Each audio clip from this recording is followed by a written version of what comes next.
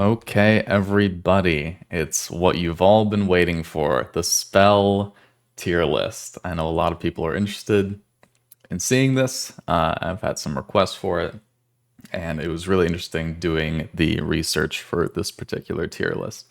And it's going to work a little bit different than other tier lists. So if you're new to watching my tier lists, I just want to remind people that it's the same situation as my other tier lists.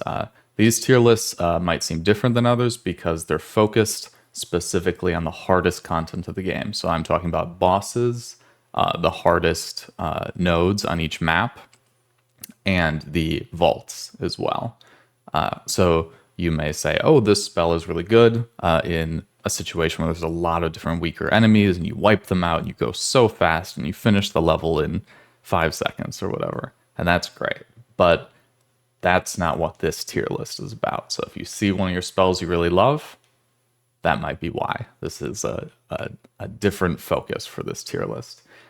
Also, I'd like to note that Witchfire is an amazing game, and the devs have really balanced it pretty well, in my opinion. So even spells that are in a lower tier than you might think they would end up at, those spells are still good. All the spells in this game are good. It's just we're comparing them, right? We're comparing which spells are the best at the most difficult content and which spells are not as good compared to their counterparts. So that's why you might see a spell you really like in a lower tier, or a spell you think is really strong in a lower tier. So just keep that in mind. But hey, if you like this stuff, if you like the tier list, subscribe. Why not? If you think I'm an idiot or you like my opinion, put it in the comments. Let me know. And hey, if you have a suggestion or something I miss about some of these spells, let me know that as well. I've been trying these spells out with different builds and getting some feedback from the community as well. So let's jump right into it. So first spell, Lightning Bolt. Lightning Bolt affects 5 enemies. Its range is 20, its damage is 40, and its special ability is that the initial bolt stuns any minor enemy at full health. So this is a pretty weak spell compared to other spells. So here's why. Lightning is one of the weaker elements because it's an AoE element. So it's an element that helps you against many enemies, but not necessarily against single targets compared to the other elements like freeze and fire, decay, things like that. Not to say lightning is bad. Lightning is a great element. It helps you clear areas very quickly, but it won't help you kill a familiar any faster or much faster at all. It can help you in some of the vaults, and we'll get to some lightning spells that I really like. But compared to other options that let you crowd control and deal damage to single targets, this is one of the weaker ones. Stunning minor enemies at full health is a really minor ability compared to some of the other stuff you'll see. So this is going to go in weaker than other options. Storm Ball. So this is many people's favorite light spell in the game. It's probably my most used light spell in the game for a few reasons. So first of all, it is a lightning spell, so it's good at hitting many targets. It electrifies them, the lightning shocks between them and deals damage. But the benefit of this over Lightning Bolt is it continually shocks as it moves. It shocks them over and over. Lightning Bolt might stun minor enemies. Storm Ball, it flinches them over and over and over again. And it moves pretty slowly, so it can move very slowly past these enemies. And it continually does damage. It gets bigger and bigger, so it gets more and more powerful as it goes. And it goes almost forever. If you shoot it into the skybox, you can actually see it just going and going and going until it hits like the end of the map. It goes for a very long time. And then it explodes when it hits an obstacle. This is probably the best light spell for clearing large numbers of enemies. It's one of the most powerful light spells in the game. It's even good against bosses because it hits them over and over and over again. I think in this situation, the spell is so powerful that I will be putting it in S tier, even though I just talked about how lightning is weaker against single targets. You can clear, so the vault on the castle, you can clear basically the whole final area with Stormball. It will just recharge every time the summoners summon a bunch more enemies. It's that good. And if you combine it with fire, it becomes out of control. But we'll get to that in a second. So that is Stormball, Blight Cyst. Blight Cyst, I've had a little bit of a change of heart on this. Before I thought, why am I running Blight Cyst versus just running Stormball? If I want AoE, why would I choose this one that doesn't really do the stun? It seems to do a little less damage, and I'd say the Lightning Arcana are generally better than the Decay Arcana, but I've talked about that in the Discord and on the Reddit a little bit, and people opened my eyes to the idea that Blight Cyst also counts as getting a kill, and there are a lot of weapons and strategies that only work when you get a kill. So this basically enables entire weapons, spells, play styles around that rely on you getting a kill. And that works when you throw on a boss and you blow it up, whatever. It has a huge AoE, and a big AoE like that can combo really well with other big AoEs that we'll get to later. And it can regrow.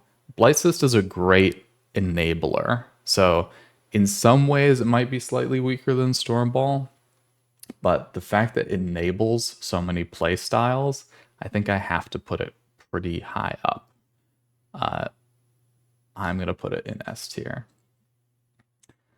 Stigma Diabolicum. So this is one that I also had a little bit of a change. At first I thought, if you're good at getting headshots, and that's the point of this tier list, is for the highest level players doing the highest difficulty stuff. If you're good at getting headshots, why do you need to create another headshot? What's the point of that? Well, go in, read the text. It doesn't just produce another weak spot. It also is a damage multiplier of 1.35. That is significant. So you're getting crits much easier because it's a big target. It lasts for 30 seconds and you get 3 charges. Basically, in a boss fight, it's up the whole time. You always have this going. You get a huge damage multiplier. If you had an Arcana that just said plus 35% damage, that would be an insane Arcana. This thing really helps you obliterate bosses and helps you activate off crit Arcana as well. So this is really good. I will say its only real utility is in fighting bosses. I don't really see the point of using it even against elite enemies. It's a little hard to hit. Elite enemies, you could just shoot them in the head. Why do you need a spell for it? There are a lot of other options. So it doesn't really let you clear camps faster or more efficiently, or the vaults. So for that reason, I'm going to put it in A. It's an excellent spell. It can help you defeat some of those familiars faster and more efficiently. But it doesn't have that wider utility of Blight Cyst and Stormball. Fireballs. This is one of the first spells I ever got. I thought at the time it was pretty cool. It helps you really get fire into your build and hit a lot of targets with it, which is really nice. And then you can sort of single target it by aiming down sights, and you get a couple charges of it. Here's the problem with Fireball. So it does 50 damage, which is not bad. But this is a spell that will only ever really hit a few targets, or will hit one target for not very much damage. It's sort of just a very middle of the road spell. I think the real utility of this spell comes from getting fire into your build from a light spell. However, fire is the easiest element to access in the game. There's a lot of weapons that give you fire. There's a lot of spells that give you fire. Is this the way you get fire in your build? And I think this is an important part to talk about, the stacking of elements in Witchfire. I think something that they could explain a little better, and probably will be, is that elements don't really stack linearly. They stack multiplicatively in some ways. So when you put fire and lightning together, it's not just the fire and lightning sort of helping each other out a little bit. They actually get stronger. You'll see like the lightning zaps are like fire colored and they deal more damage and stuff like that. Or the decay ticks are bigger when you mix it with fire. So diversifying the elements in your build is really strong in Witchfire. So if you're thinking about ways to get fire into your build, this is one way, but I don't really think it's the best way. So for that reason, I'm going to put it in weaker than other options, because there are other options that do the same thing but are stronger. Firebreath, similar situation. So Firebreath is another one I got pretty early. The main problem with Firebreath is it supports a play style that I just talked about that focuses on one element. So Firebreath has a range of 6 meters. It deals bonus damage to already burning enemies, the key, and killing an enemy with the spell instantly recharges melee. So as I just talked about, diversifying the elements in your build is really strong in Witchfire because they combo in powerful ways. So if you have a spell that is better with single elements, that is intrinsically not as strong. It doesn't mean it's a trash spell. It's still a fun spell, but you want diversified elements, and this does not support that. Also, recharging melee with the spell. The melee playstyle, I've tried it a lot of times. I've tried people's rosary builds with different spells. It is a weaker playstyle. It's not bad. You can beat the whole game with the melee builds and stuff like that. But if you have to compare them to other builds, like sort of mid-range builds or builds where you just use echo instead of meleeing, for example, those builds are stronger. So Firebreath has two things that's sort of pulling it down. One, it supports a playstyle that uses fewer elements, which is generally worse. And two, it supports a melee playstyle, which is not it's not fully supported by the game, and it's not very strong right now. So Firebreath is going to go down here. Shockwave. Shockwave is one of those spells that I think people will really disagree with me here. But Shockwave, so it has a range of 14 meters, damage of 40, and it recharges 10% depending on how many enemies you hit.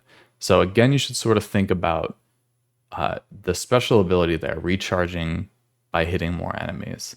How important is that when you're fighting a familiar, or when you're fighting like the final boss at the end of like the Scarlet Coast, the Scarlet Coast vault? It's not very important. But if you're running like Cricket and Shockwave, you can kill a whole high level group of enemies in like 5 seconds. It's completely insane. But if you're a good player, you would have killed them probably without taking any damage regardless. So what did Shockwave actually do for you there? Very little, but it wouldn't help you defeat a boss. So for that reason, I will say I think it is better than some of those ones in that weaker options tier right now, just because of the efficiency. It can wipe out whole groups so fast, kind of like Stormball. And that can leave you with more health potions to fight the boss, and then help you in that way to fight bosses. You can make that argument. But Stormball, in comparison, also does a lot of damage to bosses. Shockwave does not. It does almost nothing. It does a little bit of damage to bosses. So I'm going to put it in B. But it is a speedrunner's dream. If you're looking to speedrun, Shockwave might be the way to go. All right, Twinshade. So Twinshade is one of the newer spells. There are two ways it can be used. Against high health enemies, it will deal hammer. It will do the hammer like effect. It creates a hammer above their head. It drops it down. It does double stun damage to uninjured foes. Lower health enemies, it drops a sword on their head, which deals twice as much damage as the hammer. and then it deals double damage to low health enemies. So it has 3 charges, but here's the issue with Twinshade. Uninjured foes. So if you even deal like 1 damage to a boss, now your hammer is dealing half the stun damage. So you can't. I've tried this on the familiars. If you just drop 3 hammers on their head, it won't really stun them. It won't do much of anything really. It does very little damage, and it does not enough stun to a big enemy like that. It's pretty okay at dealing damage to like elites and stuff like that. But the problem is if you drop like Burning Stake or Iron Cross or a stray bullet goes out and hits that elite, suddenly your hammer is dealing way less stun damage, and that's the big benefit of the spell.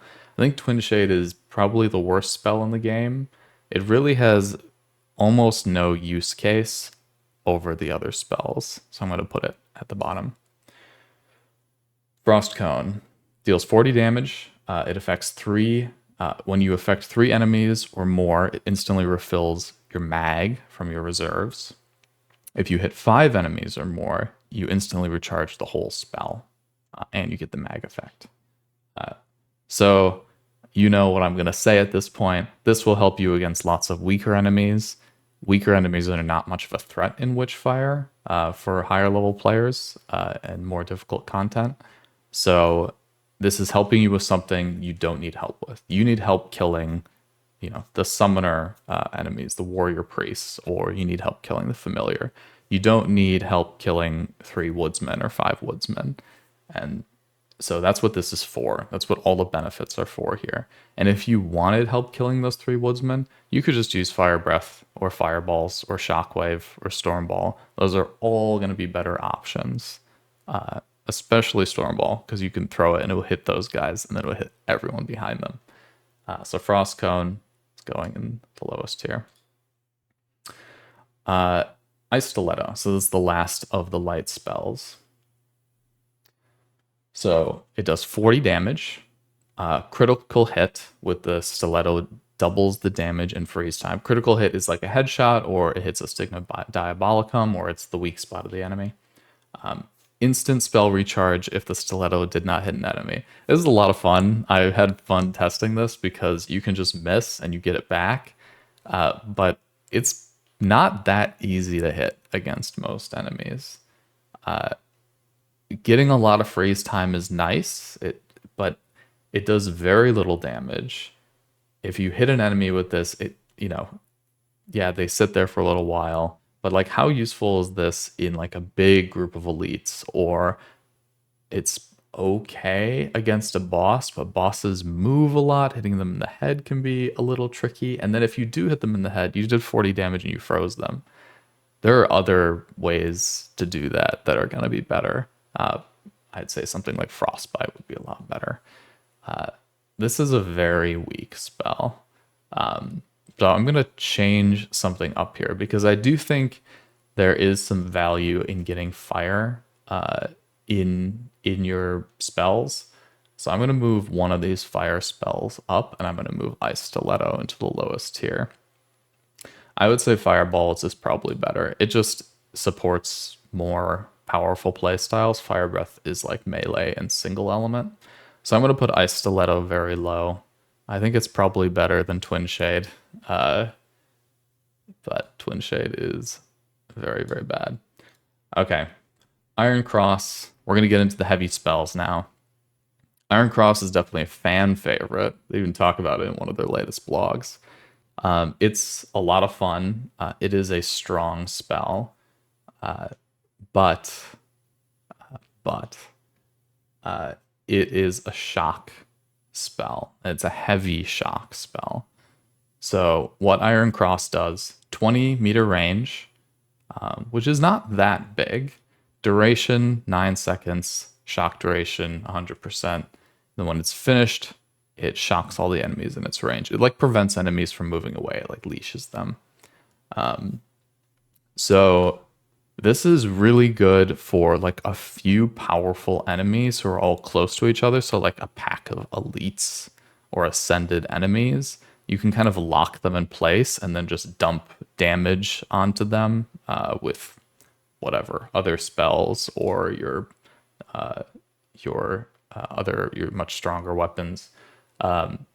So here's the issue with Iron Cross and why it's not going to go in S tier. Sorry, folks. It's a lightning element spell, so it's good at AoE, but not necessarily single target. And single target is more what this tier list is aimed at. And it just doesn't do very much actual damage. So this won't actually help you kill a familiar. It might help you a lot more in some of the vaults. It might help you in some of the more difficult nodes. But it does very, very little damage. And it doesn't have much utility, like it doesn't increase the damage from your weapons or anything like that. So you drop this on the familiar in the castle and it won't really do anything. And that's some of the hardest content in the game right now. So I am going to put this in A because it is a strong spell, but it won't help with bosses, but it will help with some of the vaults. So it can really help with the Scarlet Coast vault. It can really help with the vault in the castle. But against like the bosses in Velmorn or in the castle, not very strong. Rotten Fiend. This is a spell I really didn't like when I first started using it. I thought it was just kind of useless.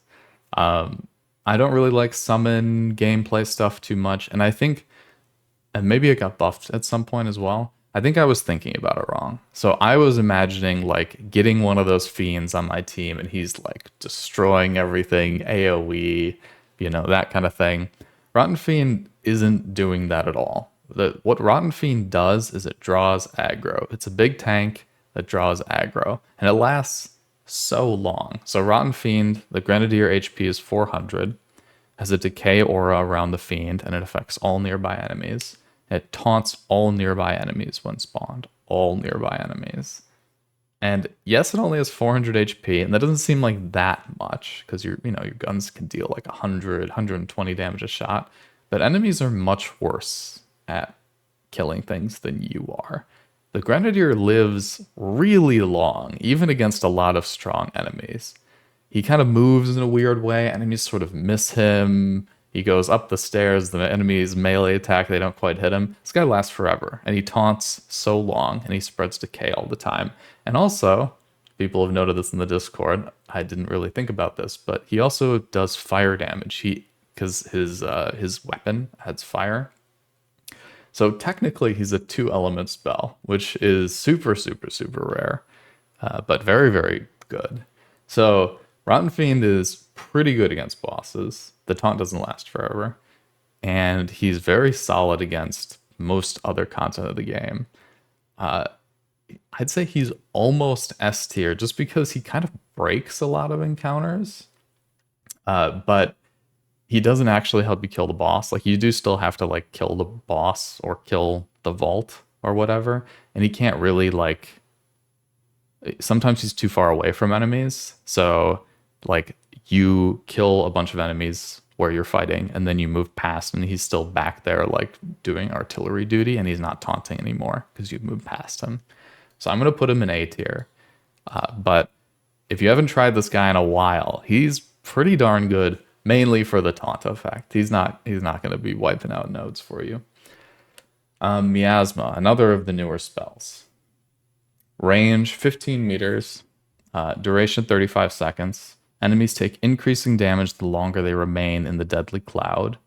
Burner spills acid when in full swing, and Burner explodes with decay upon expiration. So the Burner that it's talking about is this swinging sensor thing in the air. 15 meters is not very big, so it's smaller than Iron Cross. Iron Cross and Miasma, that's a great, I mean, I wish you could put those two together. It's two heavy spells, so you can't, but imagine if you could. Keeping enemies within that 15-meter radius, it's tricky. The real benefit of this is it helps you kill bosses, which is quite good. And that's what this is, this whole tier list is kind of all about. But there are not very many bosses who stay within 15 meters. If you could really lock them down, it would be better. You could do that with some freeze or something. But 15 meters, they're not going to be standing it for that long. And I would also note, this is a good time to talk about the different elements. Decay is one of the weaker elements because of the Arcana. Decay is focused on buffing you, debuffing enemies, but it's not really a damage bonus. Most of the benefits you get from it are not damage bonuses. So overall, it won't help you kill single targets as much as fire elements and even freeze elements. It is good, but it won't really, it's too small of an AoE, and you still have to shoot it to keep it swinging. So it requires some like input from you. It's not just fire and forget like Iron Cross. So for that reason, this is going to go in B tier. All right, Burning Stake. This spell has been nerfed a couple times. Burning Stake is insane. Burning Stake is unbelievable for a few reasons. I'll just go through them. One, fire is the best element in the game. So fire increases your damage. It does damage, a small amount of damage over time. And it combos really well with other elements. It makes them do more damage, like lightning and blight and stuff like that. Burning Stake has, and I had to double check this because it's big, a 30-meter range. So 30-meter range, the area of that compared to the radius of Miasma is huge. Like the actual area it's covering, if you do your whole, use pi to find the size of the circle thing, Burning Stake is like 4 times bigger than Miasma in terms of how much area it's covering. So Burning Stake lasts for 40 seconds, longer than Miasma. The range is 30 meters. Inferno burn damage boost 50%, and then killed enemies also partially charge the stake. So basically, as you deal damage to enemies within the area of Burning Stake, it'll throw out these huge blasts of damage. This thing lasts so long. You can usually, if you put it on a big node, you put it down, you kill the node, it's still there, you get your Burning Stake back. Against bosses, you can just keep casting Burning Stake, and it automatically lights on fire. This is the key. It automatically lights every enemy in the area on fire. If I'm comparing that to something like Firebreath, where you have to like hit specific enemies, or you have to combo with other things to make it good, you're going to hit like 3 enemies with Firebreath. Burning Stake just lights everything on fire for free. It's unbelievable. And then on top of that, you deal a bunch of extra damage, and it puts out these blasts. People know it already, but if you don't, Stormbolt plus Burning Stake can instant wipe many nodes in the game just by themselves. You just sort of put it down, and you stand there and you watch it kill everything. And that would be great for node clearing, but hey, having infinite fire on some enemies, like a boss, is extremely good with a lot of the Arcana. Pyrolysis, like the one where they regain health if you don't kill them in time, depends heavily, that damage bonus you get from it depends heavily on you keeping enemies on fire. This is such an easy way to keep enemies on fire. You don't even need to think about it. It does a bunch of damage to the boss because you're dumping huge amounts of damage into the boss. So the Burning Stake is going off a lot. It does AoE, it does single target, it buffs your damage, it does damage of its own. Burning Stake is insane. It's probably the best spell in the game, and the nerfs haven't really touched it enough to make any difference there. So I'm going to put this at the very, very top of S. Use Burning Stake, use Stormball, watch everything explode. Some people think it's a cheap strategy. Hey, if you're trying to optimize, trying to beat the game, you think the game is hard, use those two. You're going to have a grand old time. It's fun. It'll slow down your computer. Cursed Bell. Next heavy spell. Cursed Bell is another one kind of like Shockwave, where you use it and you think, this thing is crazy. It stuns everything over and over and over again, and then eventually stuns bigger enemies. So 40-meter range on the Shockwave. That's very big. It's even bigger than the fire effect on Burning Stake. It lasts for 30 seconds. And the final toll stuns major enemies. So that's like elites and stuff.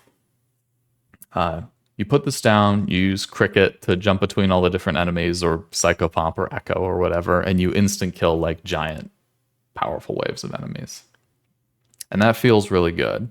But this does no damage. It doesn't buff your damage except for the, the stun, basically.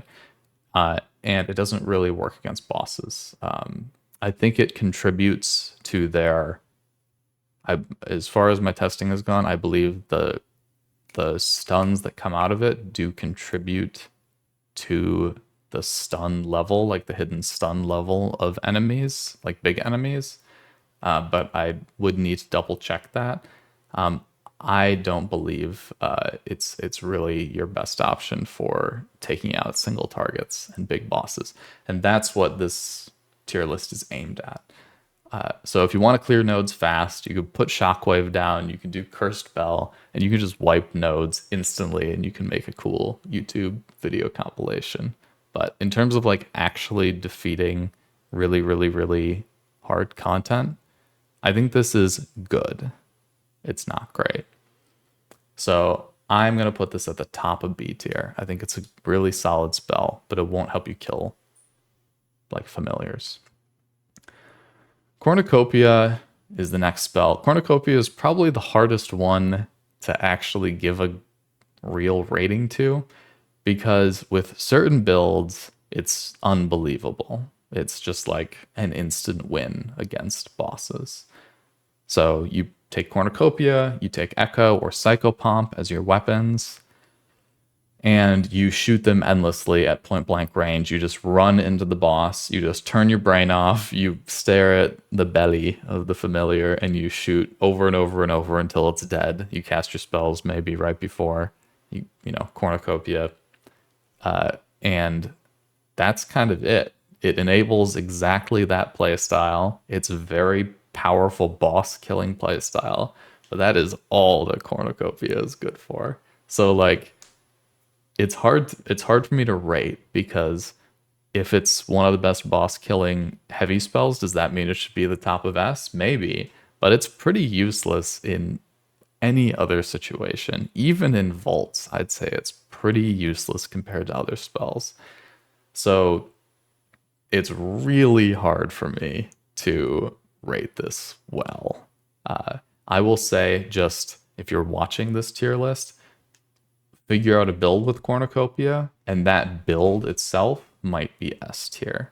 But Cornucopia as a spell, if you're throwing it into builds, if you're just deciding to bring Cornucopia with you on a run, it's almost never going to be the right thing. You need to build around exactly Cornucopia, or your build won't be good if you're bringing it with you.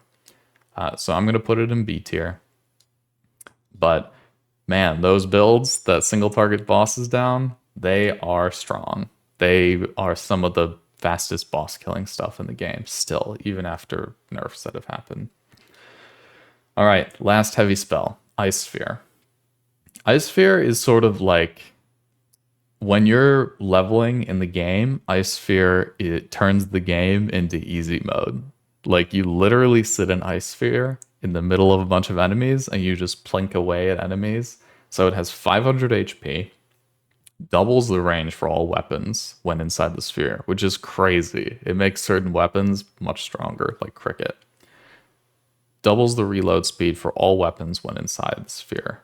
That's also really, really crazy for certain weapons that have like kind of cumbersome reloads, like Hunger and stuff like that. So 500 HP, when you get to higher Gnosis levels, starts to fall off a bit. But when you're leveling, you can just walk into high nodes, and if you're not that great or you're learning, this spell can just make the fight simple. It just turns into a shooting gallery. You barely need to think. It's great. However, we need to talk about the downsides of Ice Sphere. I tried a lot of ways to try to make Ice Sphere work at higher Gnosis, and it just really, really struggles. So here's why. 500 HP at higher Gnosis isn't that much. Compared to the Rotten Fiend, who kind of moves around, he doesn't get hit that much. Ice Sphere just tanks a huge amount of damage. Like Cannoneers just obliterate the Ice Sphere. So you're actually not protected for very long. Even just a couple seconds, you can get your Ice Sphere wiped if you put it too far up or out of position. There are enemies who you need to go and get also. So there's some enemies that heal themselves, or like the warrior priests like to just sit around corners and summon enemies. Some of the enemies in Witchfire make you go out there and get them, and there are a lot of them that are higher Gnosis. So you can Ice Sphere and you can sit there and you can kill trash mobs, but if you actually want to wipe the wave or wipe the node, you have to leave your Ice Sphere, and that kind of sucks. Doubling the range is great, doubling the reload speed is still great, but you need to get out of there anyway. You can't put it too far up, it'll destroy the sphere. Enemies will destroy the sphere. You can't put it too far back, you won't be able to fight the enemies who you need to like chase down and kill. So the other thing about it is boss killing. So I really went on this dive to be like, why don't I just Ice Sphere the enemy and then get that Arcana that decreases, does percentage HP damage to them. And that sort of works, but you have to get a little lucky. And yes, you can re-roll the Ice Arcana to try to get that one, but you do need to still get somewhat lucky, and sometimes you don't have a lot of feathers or whatever. And then secondly, you can't shoot into your own Ice Sphere.